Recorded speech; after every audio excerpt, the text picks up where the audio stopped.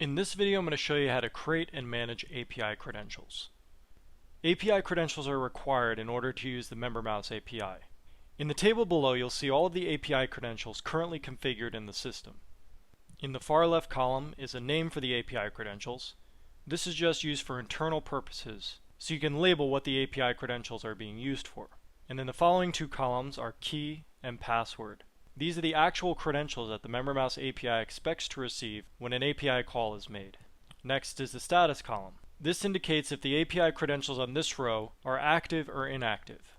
When an API call is made, the first thing MemberMouse will do is to validate the API credentials. Not only does the key and password passed to the API call have to match API credentials set up in the system, but those API credentials have to be marked as active as well.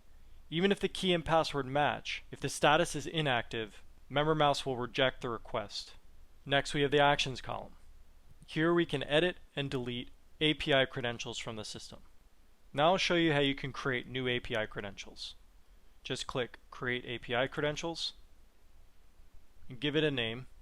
And let's say the reason that we're doing this is because we have an affiliate partner who's going to create a landing page where they're collecting member information, and after the member information is collected, they're going to call our API to create a member on our membership site.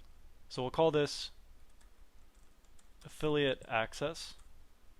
And now we want to create an API key and password. And you can either create these yourself or just click the Generate links to the right to have MemberMouse automatically create them for you. Now I'll click Save.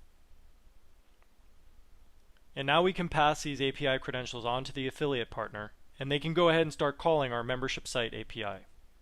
And if in the future we ever need to revoke access to these API credentials for some reason, we can just go to Edit, set them to inactive, and save.